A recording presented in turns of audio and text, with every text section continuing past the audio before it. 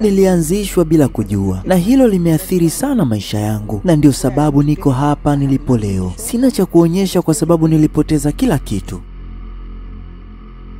Kipindi hiko Carol alikuwa ni mwanahabari maarufu na mwenye mafanikio makubwa. Alikuwa akifanya mahojiano na wanamuziki mashuhuri duniani, waigizaji na wajasiriamali mbalimbali. Lakini maisha yake yalichukua mkondo wa laana alipofanya mahojiano kwa bahati mbaya na pepo wachafu au majini.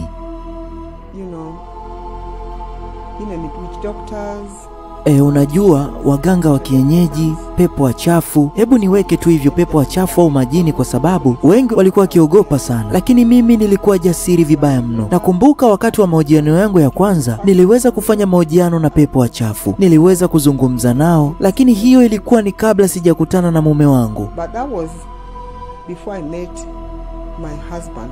Alikuwa akipata mamilioni ya pesa kutoka kwenye matamasha ya muziki. Alikuwa na nyumba nzuri tena kubwa, magari ya kutembelea pamoja na basi. Lakini sasa kila kitu kimepotea.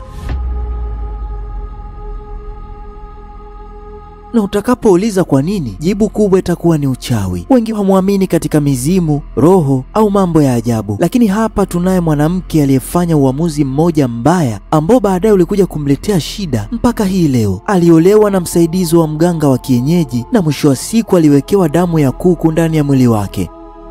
And then he brought out a syringe and took the blood from the chicken. Kisha akatoa sindano na kuchukua damu kutoka kwenye kuku na kuniwekea ndani ya mwili wangu. Nilipatwa na mshituko mkubwa mno. Lakini aliwezaje kunaswa katika mtego wa pepo wachafu au ushirikina? Uchawi ulimwangamiza vipi? Mambo yote haya yalianzaje? Na mwisho wa Caroline ni upi? Kama una hamu ya kufahamu siri ya maisha ya Caro, endelea kuwa nasi kwenye video hii. Lakini ni kuonye kitu, mwanzo wa video hii hautakuwa wa kawaida hata kidogo. Jiandae kushuhudia simulizi ya kipekee ya mwanamke aliyepoteza kila kitu kwa sababu ya uchawi. Twende pamoja.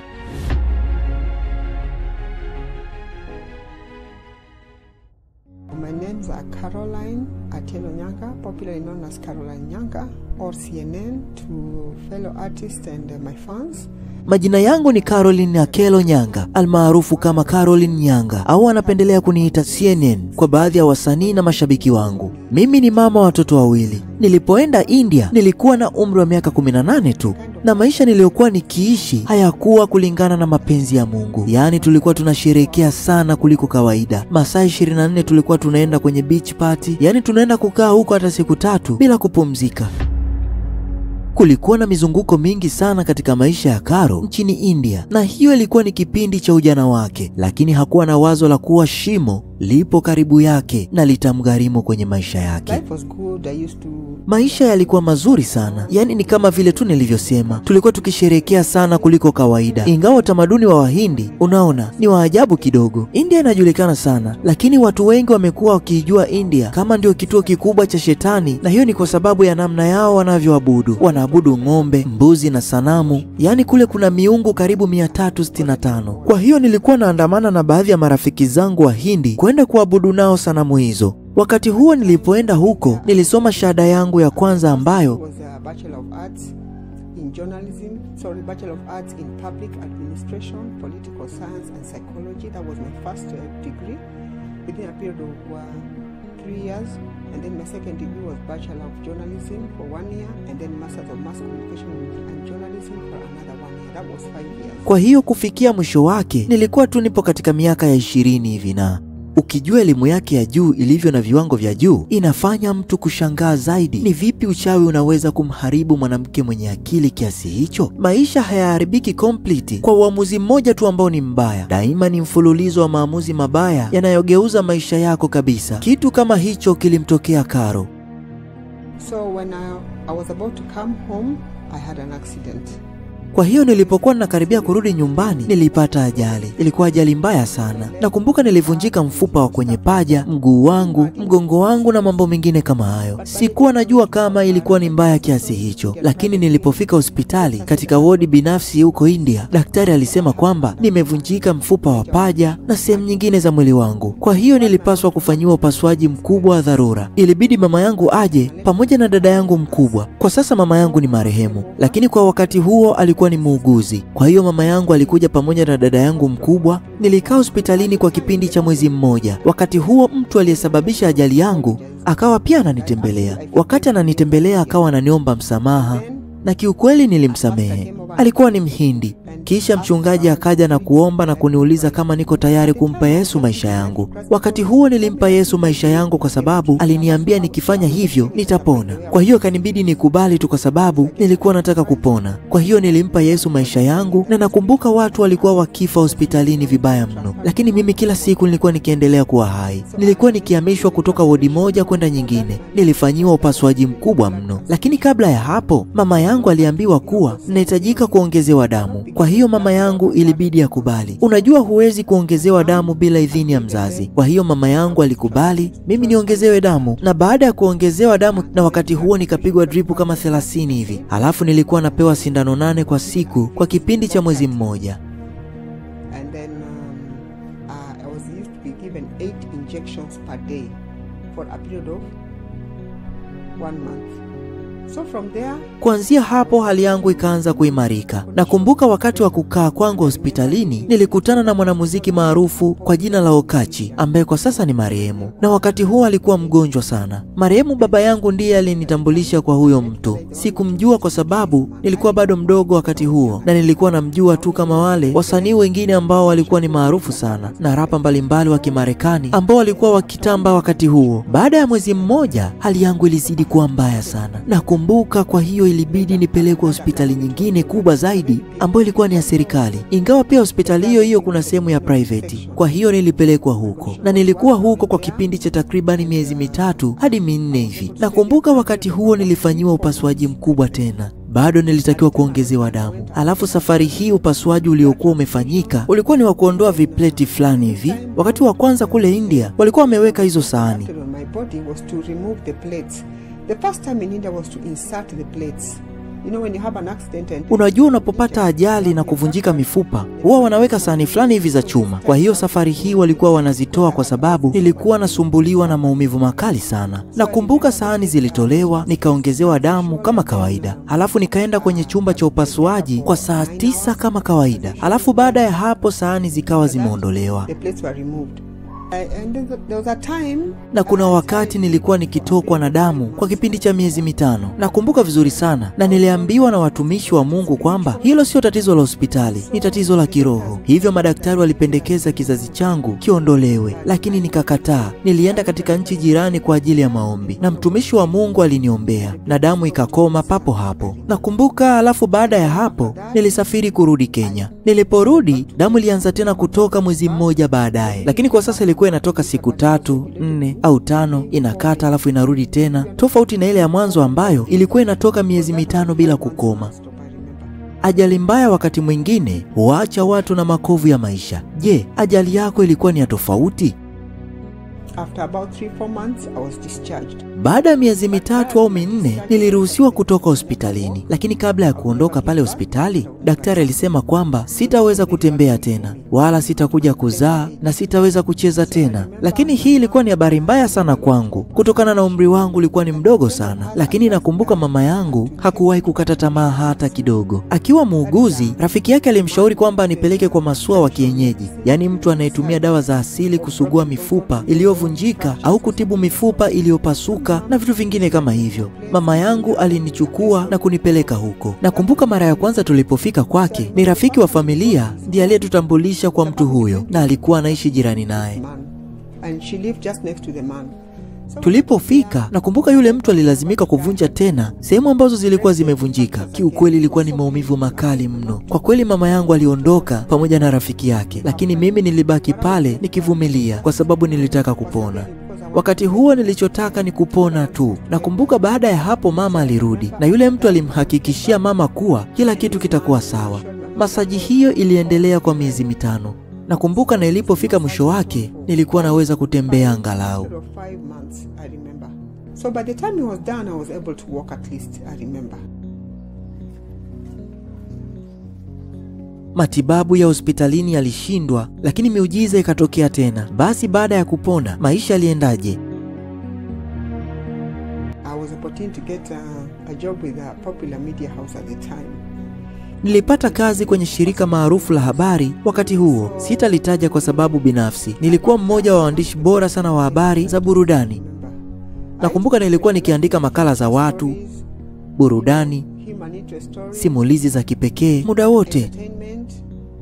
Kiukweli nilikuwa nikijisikia vizuri sana kufanya kazi hizo. Nakumbuka nilikuwa napelekwa kuwahoji wanamuziki wengi kutokea Kenya, Tanzania, Uganda, Nigeria, Kongo, Afrika ya Kati, Uingereza, Marekani, Afrika Mashariki kwa ujumla. Yaani kote nilikuwa nafika huko. Wanamuziki walikuwa wakija Kenya na nilikuwa napelekwa kuwahoji kwa sababu ya ujuzi wangu wa kipekee. Central Africa, UK, US, you name it. All musicians used to come to Kenya. I used to be given the opportunity. I used to be assigned to interview them due to my unique skills, and I thank God for that. So I did. Namshukuru Mungu kwa hilo. Nilifanya mahojiano ya kipekee pia. Wakati huo pia nilitumwa kuwahoji waganga wa kienyeji, wahudumu wa maiti, watu wa mochwari wale, na hata wanaotumia nguvu za giza. Wengi wa wenzangu walikuwa wanaogopa sana, lakini mimi nilikuwa jasiri vibaya mno. Nakumbuka mahojiano yangu ya kwanza, tulienda kwa mganga mmoja maeneo ya Eastland. Nilihudhuria pamoja na kameramani wangu. Evil spirits. Let me just put it that way, because most of my colleagues were scared, but I was daring. So I remember at some point during my first interview, I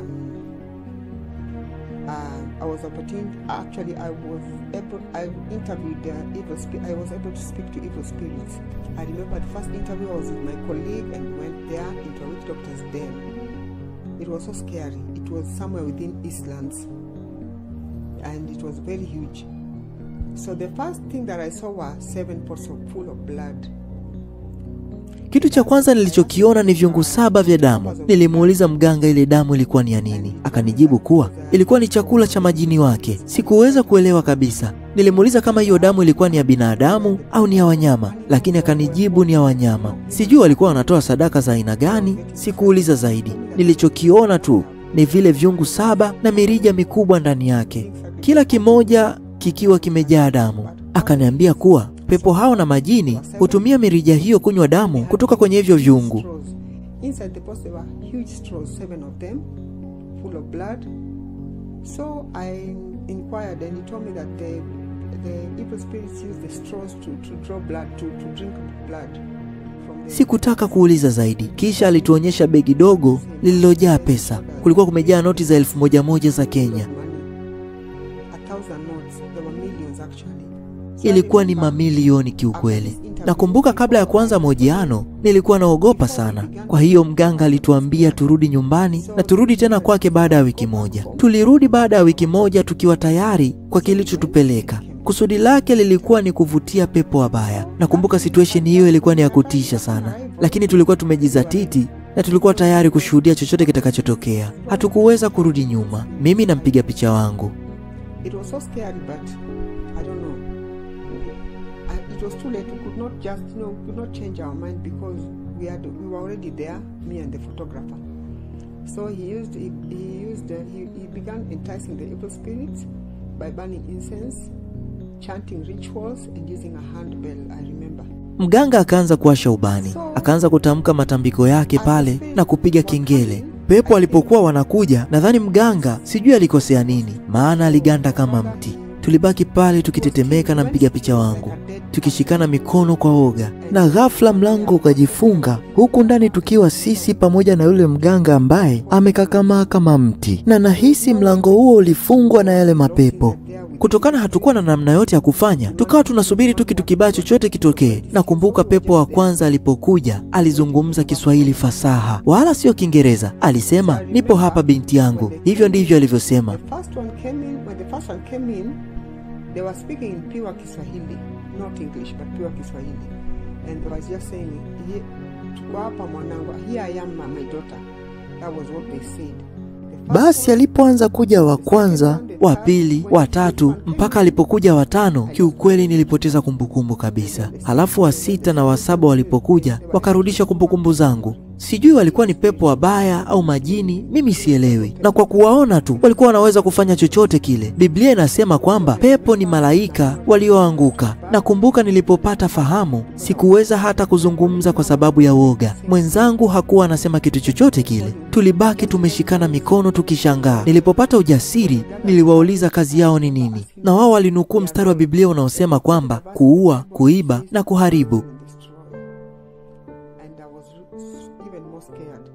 Niliogopa sana. Niliwauliza wanatoka wapi,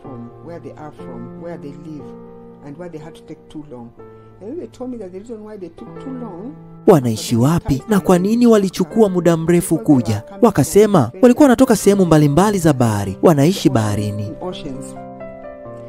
Wakataja bahari ya Hindi, Pacific, Atlantic, Arctic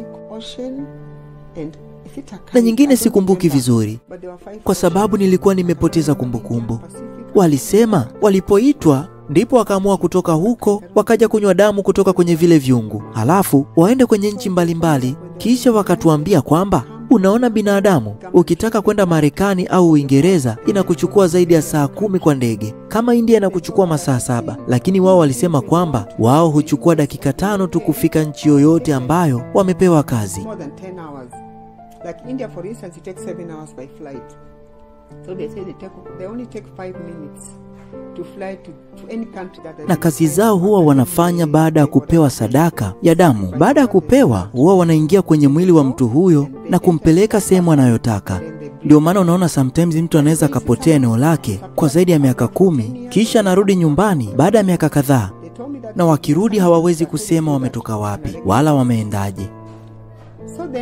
Kwa hiyo pepo hao walisema kwamba wamepewa jukumu hilo na huwa wanalifanya mara kwa mara. Kisha wakaniomba kuzungumza na marehemu baba yangu. Nikawaambia kuwa Biblia inasema hakuna mawasiliano kati ya waliokufa na walio hai. Walitaka pia kuzungumza na ndugu yangu yoyote ambaye ni marehemu, lakini nilikataa. Na hapo kumbuka niko na mpiga picha wangu, lakini yeye alikuwa yuko kimya, hakusema chochote. Nafikiri alikuwa katika mshtuko mkubwa sana. Baada ya mahojiano, kameramani wangu aliomba kupiga picha pepo hao na wao wakakubali. Akaanza kupiga picha, tena kamera ilikuwa nzuri kabisa, lakini alichokiona kwenye screen ni tofauti na alivyokuwa anawaona. Kwenye screen walikuwa wakionekana ni mifupa mitupu, yani kama mifupa ya binadamu. Yani kiukweli tulishindwa kuelewa kabisa. Akaendelea kupiga picha hizo za mifupa huku akiwa anatabasamu. Baada ya kukaa muda mrefu na hao pepo kuzungumza nao, muda wao wa kuondoka ukafika. Na wakati huo nilikuwa nimewauliza maswali mengi sana kuhusu mambo yao, na wakaniambia kwamba nisiandike kitu chochote kibaya kuwahusu wao, vinginevyo watanifuata. Walisema wanajua nilipo. Nikawaambia sitafanya hivyo. Walipoanza kuondoka, tulikuwa tuna maswali bado, lakini hatukuweza kuwashawishi wabaki tena kuongea na sisi, maana walikuwa wameshakunywa damu. Walioifuata walianza kuondoka mmoja baada ya mwingine, na wakati wanaondoka tulikuwa tukisikia milio kama ya kengele hivi. Tangu siku hiyo, maisha ya Karo yakaanza kubadilika. Hakujua ni kipi kilikuwa kinamngoja ambacho kilisababishwa na kile alichokifanya siku hiyo. Ingawa tumekuwa tukisikia kuwa pepo hawawezi kupigwa picha, mwenzako alipiga picha, sivyo? Picha hizo zilitokeaje? I remember upon leaving, wakati tunawapiga picha pale, picha zilikuwepo kwenye kamera, lakini baada ya wao kuondoka, picha zile zilipotea kwenye kamera. Tulishtuka mimi na kameramani wangu. Hatukujua tutaijibu vipi kampuni, maana picha zilikuwepo na zilikuwa ni mifupa tu, lakini zikatoweka. Sikujua la kufanya na nilishangaa sana. Baada ya hapo nilianza kupata matatizo ya kiafya. Nilikuwa na maumivu makali ya kichwa, sikuwa sawa kabisa. Kwa kifupi, nilikuwa mgonjwa sana. Hata mwenzangu pia akapata matatizo hayo. Niliamua kwenda kanisani mara moja baada ya kutoka kwa waganga, lakini mwenzangu hakuwa anasadiki mambo hayo. Aliona haina haja ya kwenda kwa mchungaji, lakini mimi nilienda. Nikamwelezea mchungaji kuwa nimekutana na pepo wachafu na akaniombea sana. Pastor prayed for me. I told the pastor that I've had an encounter with evil spirits, and he prayed for me. Deliverance was conducted and stuff like that. akanifanyia maombi ya uponyaji na ukombozi, na naamini hilo liliweza kuniokoa. Baada ya hapo nikawa ninahudhuria ibada za maombi na ukombozi kila siku, huku nikiwa na wachungaji wangu zaidi ya 50, tena katika makanisa tofauti tofauti. Lakini mwenzangu hakuona haja ya kwenda kanisani wala kuomba. Baada ya miezi 6, siku moja nikiwa natembea mjini, mtu akanigusa nyuma. Nilipogeuka nikakutana na yule mganga. Akaniambia pepo alifurahishwa sana na ile habari. The evil spirits were very excited with the story. I remember when the story came out and it was published. Nakumbuka ile habari iliposambazwa, kiukweli iliweza kupata watu wengi sana waliofuatilia, jambo ambalo halijawahi kutokea. Wakasema walijua itauza, walikuwa wamefurahi sana. Baada ya hapo yule mganga alivyoniambia hivyo, nililazimika tena kwenda kwa maombi ya ukombozi, lakini mwenzangu alikataa kabisa. Baada ya miezi 6, yule mwenzangu alifariki, lakini kabla ya kufariki alianza kuugua kisha akafa. My colleague refused. 6 months down the line he died. I remember he fell ill and he died. Mimi naamini niko hai kwa neema ya Mungu tu. Baada ya tukio hilo, hata nyumbani kwangu sikuweza kulala. Nilikuwa nasikia vitu vinatembea ndani ya nyumba kila siku, chumbani, sebuleni. Sikuwa sawa kabisa. Kulikuwa na sauti za ajabu sana ambazo nilikuwa nikizisikia nyumbani hapo. Yaani kiukweli zilikuwa zieleweki. Niliendelea kwenda kwenye maombi, lakini maombi hayakuweza kunyamazisha sauti hizo. Lakini hatimaye hali yangu ilianza kuimarika kidogo kidogo baada ya maombi ya mara kwa mara. So this went on until at some point I decided, after the prayer sessions, that my condition, got better. Also, just one of my colleagues wanted a rich man. Baadaye rafiki yangu mmoja wa kike alikuwa akitaka mwanaume tajiri. Kwa kuwa nilikuwa tayari nimekutana na pepo hao, aliniomba nimpeleke kwa mganga. Nilimpeleka, lakini ilikuwa ni kwa mganga tofauti. Lakini baada ya kufika sehemu hiyo, sijui ilikuwaje, wale pepo kumbe pia walikuwepo maeneo ya pale. Waliweza kunitambua mara moja. Walisema wananijua vizuri sana. Maana tayari nilishawahi kuongea nao. Walisema kwamba baadhi yao walikuwa na mimi siku ile na wengine wataongezeka baada ya muda. Basi baada ya rafiki yangu kufika hapo, alifanya utaratibu wa kuwashawishi. Kisha akaambiwa kwamba atapewa mwanaume tajiri. Akapewa dawa ya kuweka kwenye chakula na kinywaji cha mwanaume huyo. Basi wakati tuko hapo, ghafla rafiki yangu akatoweka. Yaani sikujua alikoenda na sikuweza kuongea naye tena wakati huo. Caro hakuwa maarufu tu katika dunia ya walio hai, bali pia alipata umaarufu kwenye ulimwengu wa wafu. I was assigned also to interview morticians in one of the major hospitals. Nilipangiwa pia kuwahoji wafanyakazi wa mochwari katika hospitali moja hivi kubwa. Walinifungia ndani na maiti kwa saa moja. Kiukweli nilipatwa na mshtuko sana na nikataka kujua utaratibu namna unavyowahudumia maiti. Kuna hatua kama 5 ambazo wanazitumia kuweza kuwahifadhi kwa kutumia dawa, kuwapamba na kadhalika. Embalming the body, and beautification and a lot of things, the procedures involved. Nilifungiwa humo na maiti za vijana kama 3 hivi waliopata ajali barabarani. Kulikuwa na wanaume 2 pamoja na mwanamke.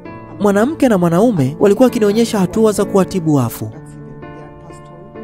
Baadaye nilienda kwenye mochwari ya jiji ambako watu wote wanaokufa nyumbani au kwenye ajali hupelekwa. Ilikuwa ni hatari sana, tena ya kutisha. Niliambiwa nitembee hadi mwisho kabisa wa mochwari hiyo, ambapo walikuwepo watu waliokufa kwa ajali za umeme, ajali barabarani, ndani ya nyumba, hata ambao wamejiua wenyewe.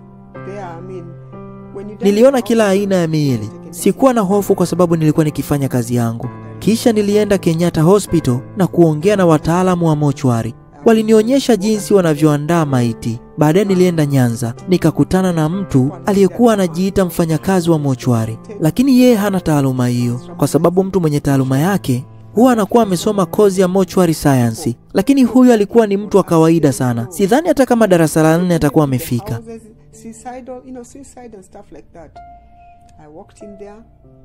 I was just doing my job, and then of course they spoke to me, and then I also went to Kenyatta, I remember, and spoke to the morticians. I saw how the bodies were being treated for the dead people, and then I went to Nyanza.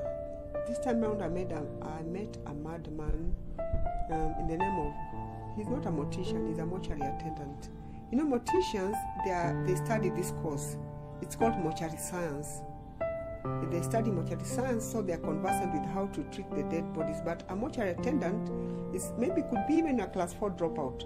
Yule mtu alikuwa akicheza muziki mbele ya maiti na alikuwa akicheza kama anaongea nao hivi. Aliniambia, wewe tu ndiye uchezi, wengine wote wanacheza. Nikashangaa, kaanza habari nyingine. Akaniambia kwamba kuna mwanamke mmoja alikataa kuwa na uhusiano naye. Baadaye mwanamke huyo alipata ajali na kufariki, na baada ya kufikishwa mochwari, mwili wake bado ulikuwa na joto hivi. Yule jamaa akalala naye kimwili. Akasema, nyinyi wanawake huwa mnapendeza sana mkiwa hai, lakini sisi wanaume tunaweza kulala na nyinyi hata kama mmekufa.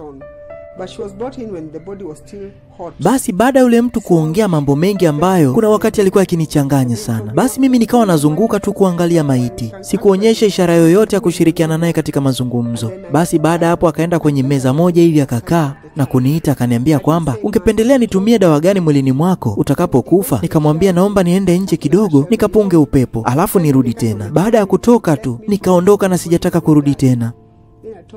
Maisha yamekuwa na ukatili wa kipekee kwa Carol, kiasi kwamba hata yeye mwenyewe kuna wakati anashindwa kuelewa kabisa situation alizokuwa anapitia na anadhani kama ni ndoto. Tulimuuliza, kitu gani kilikwenda vibaya na wapi ulipata shughuli nyingine za kuweza kukupatia kipato, au ulitegemea kwenye kufanya habari tu? Kiukweli mimi nilikuwa na duka kubwa sana la nguo, pia nikawa na mafundi wangu pale. Nilikuwa na mgahawa mkubwa sana. Naweza nikasema nilikuwa nafuga pia kuku, nilikuwa na kuku wengi sana na mifugo mingine na vitu vingine vingi kama hivyo. Kisha nilikuwa nikisimamia matamasha mbalimbali.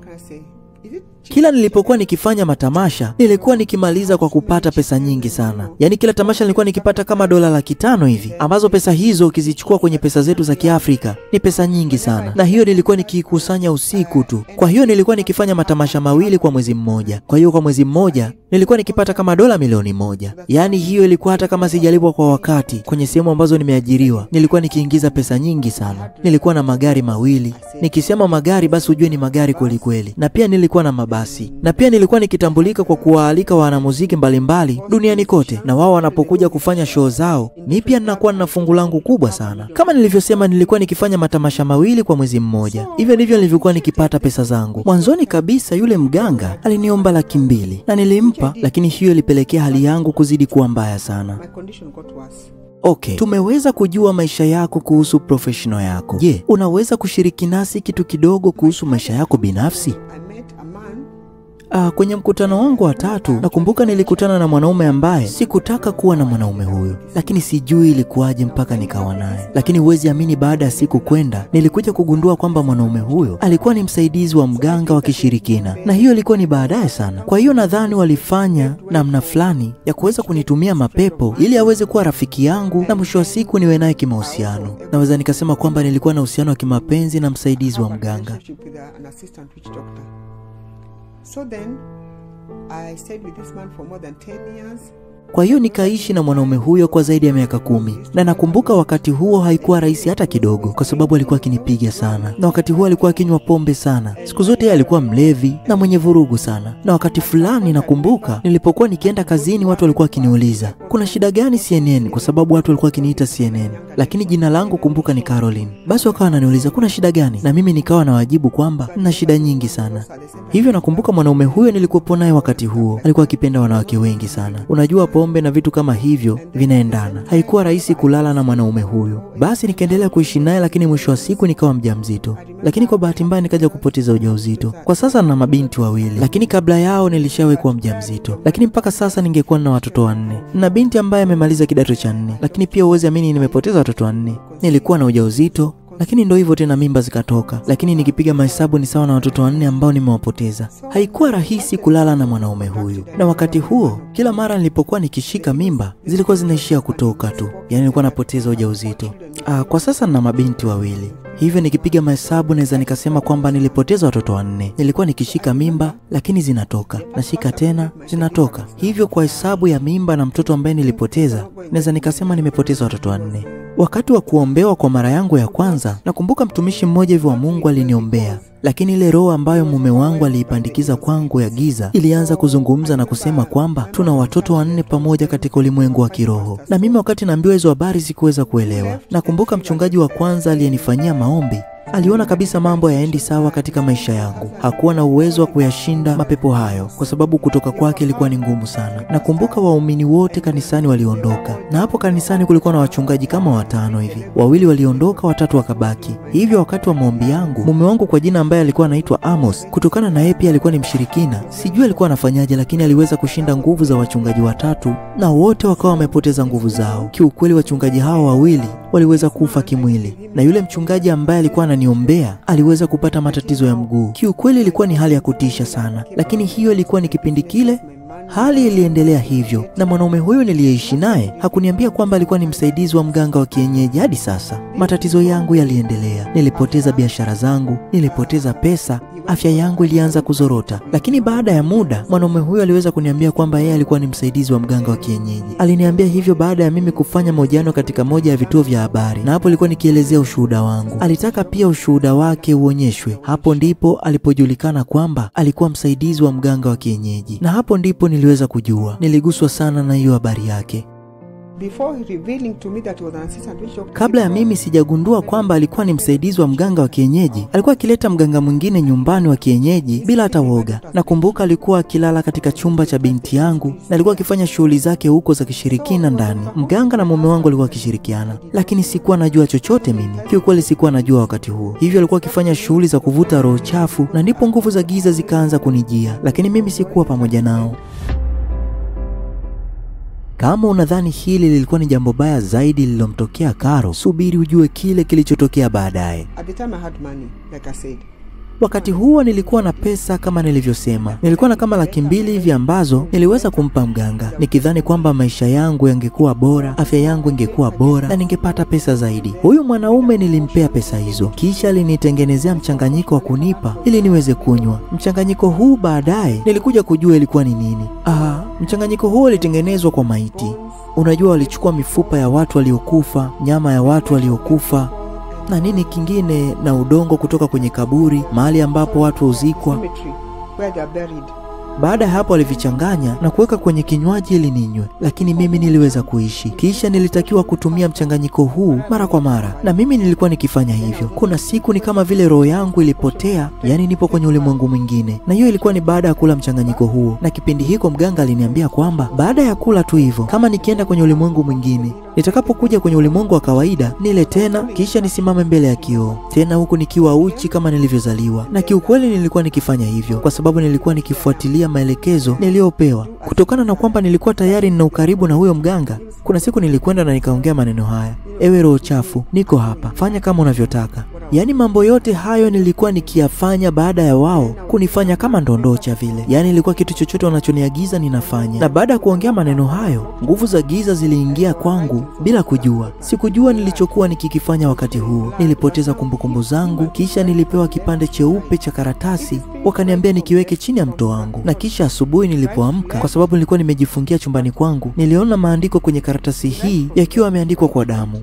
Kwa kawaida sisi tumekuwa tukiandika kushoto kwenda kulia, lakini maandishi yao cha kushangaza yalikuwa yametoka kulia kwenda kushoto. Yaani sijui ni kuelezee vipi. Na kiukweli ilikuwa ni lugha isiyoeleweka. Ni mwandiko wa ajabu sana. Na pia maandishi yao yalikuwa yameandikwa kwa damu. Hiko ndicho nilichokiona. Kiukweli linitisha sana. Na unajua kilichonitisha zaidi ni kwamba roho zinatufahamu zaidi kuliko tunavyoweza kufikiria. Kwa sababu aliniambia kila kitu kilichokuwa kinanisumbua, mambo ambayo sikuwahi kusema kwa mtu yeyote. Na nikaona karatasi nyingine ambayo imeandikwa lugha ninayoelewa. Na karatasi hiyo ilikuwa imeandikwa mambo yote ambayo sikuwahi kumwambia mtu yoyote yule. Hivyo baada ya hapo, mganga wa kienyeji aliniambia nichague kuku, na nilifanya hivyo. Kisha akachukua sindano na kuchukua damu kutoka kwa kuku huyo na kuniingiza nayo kwenye mwili wangu. Yaani naweza nikasema kwamba damu ya kuku iliingizwa kwenye mwili wangu. Siku moja nilikuwa nikimwelezea habari hii rafiki yangu, naye alicheka sana, akasema kwamba nimefanywa upasuaji kwa kuingizwa damu ya kuku. Kiukweli huwezi amini, sikutambua nilikuwa napata wapi ujasiri na nguvu ya kufanya vyote hivyo, maana nilikuwa nikifanya vitu hivyo bila wasiwasi wowote. Na baada ya kufanya tukio hilo, hali yangu ilizidi kuwa mbaya. Nilikuwa nikizidi kupoteza afya yangu kila siku. Nilikuwa nikipoteza pesa.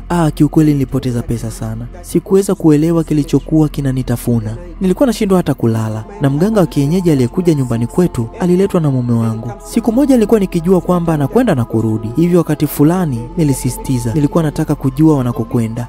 nikakomaa kutaka kujua wanakokwenda, na wao wakaniambia kwamba anakwenda kulala kwenye kaburi usiku. Mume wangu alikuwa akimsindikiza saa 10 jioni na kisha anarudi asubuhi. Hivyo aliniambia kwamba anakwenda kwenye moja ya makaburi makubwa hapa Nairobi, kisha analala pale. Baada ya hapo anafanya kazi zake kwa ajili ya makundi mbalimbali ya watu ambao wana shida. Kazi zote hizo anamaliza asubuhi, yaani wanakaa kutoka usiku wa 8 hadi saa 12 asubuhi. Hivyo baada ya kujua kwamba hawa watu ni wakina nani, na mimi nilitaka kujua hawa watu ambao wanakesha nao huko ambao wanawafanyia kazi zao ni wakina nani, waliniambia kwamba kuna makundi 5. Akasema kwamba kuna wachungaji, wanasiasa, wafanyabiashara maarufu, vijana na wanamuziki wengi. Sijasema kwamba wote wanatenda hivi, lakini kuna sehemu ya wengi wao wanafanya vitu hivyo. Kuna wachache sana, tena wachache mno ambao hawafanyi vitu hivyo. Siko hapa kutoa hukumu kwa mtu yoyote, lakini nasema kile waganga wa kienyeji walichoniambia. Hivyo alisema kwamba wanakwenda na kulala katikati ya makaburi, kisha wanafanya shughuli zao zote usiku wa 8 kwa kuvuta hizo nguvu za giza ambazo zinakuwa ni tiba kwa watu wengine. Baada ya kuniambia vitu hivyo, waligoma kuendelea kuniambia shughuli zao nyingine.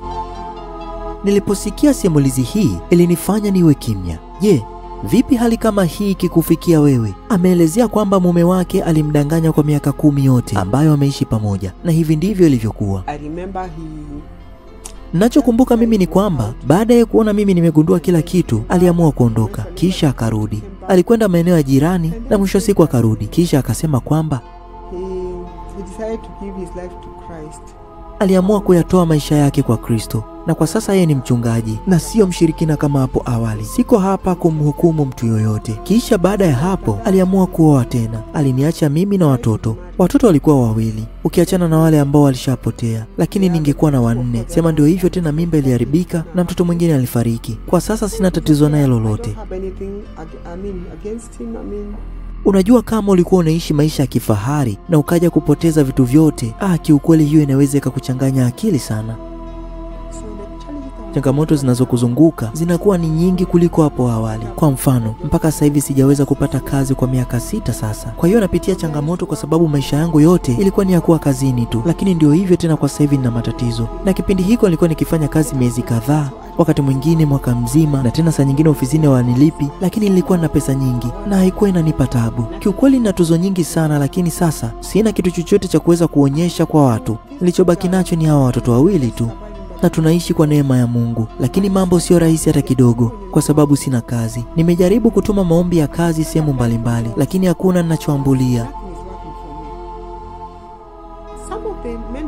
Baadhi ya watumishi wa Mungu, sitaki kuwalaumu kama nilivyokuambia, lakini walisema kwamba kesi yangu ni ya kiroho. Kuna mambo yaliyofanywa kwangu ili kuhakikisha kwamba watu hawanisaidii kabisa. Ni kama vile roho ya kukataliwa imewekwa kwangu. Na ukiangalia umri wangu kwa sasa, ndio hivyo tena. Ninachoamini kwamba ni Mungu atanipigania na nitashinda vita hii. Vita ni ya Mungu na sio yangu. Hivyo kimsingi, kama nilivyosema, hatuna chochote kabisa. Nina watoto 2 tu. Kuna mmoja ambaye alimaliza form 4 na sasa anataka kujiunga na uuguzi ili aweze kupata cheti chake. Yaani ninaweza kusema sina chochote. Anahitajika kupatiwa karibia 100,000 ya Kenya, lakini pia sina. Nilichokuwepo nacho na hiyo fomu tu, huku nikiangalia vitu vinavyohitajika. Alikuwa anatarajiwa kujiunga chuo mwaka huu. Sasa muda umeenda mpaka sasa hivi ni mwezi wa 5 sasa, lakini bado yupo tu hajaenda. Anasema, mama, lini Mungu atafungua milango kwetu, kwa sababu nimechoka kukaa nyumbani. Kwa sasa yeye amekuwa ni mtoto wa nyumbani tu, hatoki kwenda sehemu yoyote ile. Amekuwa tu nyumbani akikaa na kusali. Anampenda sana Mungu, lakini sasa amekuwa akijiuliza ni lini ataanza masomo. Unajua, sijui nimwambie nini, ila ninachojua ni kwamba Mungu ni mwaminifu.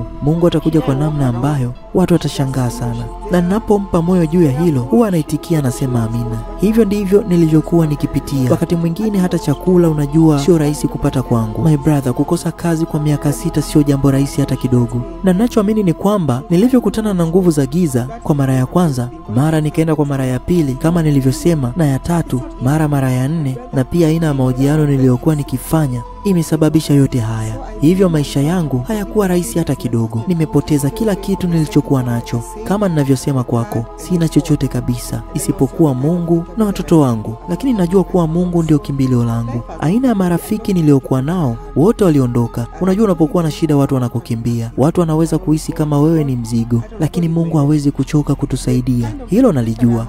Mungu wetu ni Mungu wa urejesho na ni mwaminifu. Mungu ni roho, hawezi kushuka chini, lakini anatumia wanaume na wanawake wenye ushawishi au wenye moyo wa kusaidia kuweza kutoa. Hivyo nadhani kuna wanaume na wanawake wenye ushawishi ndani ya Kenya na hata nje ya Kenya ambao wako wananitazama, na huenda ikawa Mungu anataka kunitumia kama funzo kwa watu wengine wenye umaarufu, wenye kutafuta mafanikio na mambo mengine kama hayo. Najua kabisa Mungu ana mpango tofauti na mimi. Mungu hawezi kushuka chini, kwa sababu akishuka sote tutakufa. Yeye ni roho, lakini Mungu amekuwa akitumia watu wengine wake kwa waume kuwa baraka katika maisha yetu. Hivyo naamini Mungu atatumia mtu fulani kwa wakati fulani, popote pale alipo. Sijui kama ananitazama au la, lakini Mungu ananijua, kwa sababu anatuambia kuwa kabla sijazaliwa katika tumbo la mama yangu alinijua mimi na ana mipango mizuri na mimi. Katika kitabu cha Yeremia sura 29 mstari wa 11, hii ni imani thabiti katika Mungu inayonifanya niwe na akili timamu.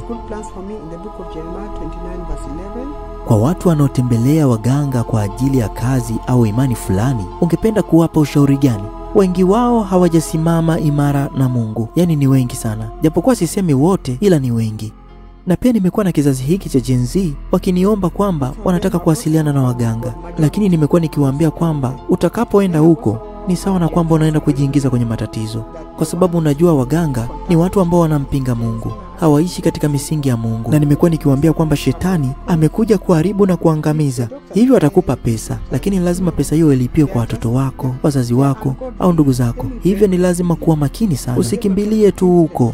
Unajua kufanya maamuzi bila kufikiria kunaweza kukuletea shida. Unaweza kukurupuka tu kwa sababu unataka pesa. Pesa sio kila kitu.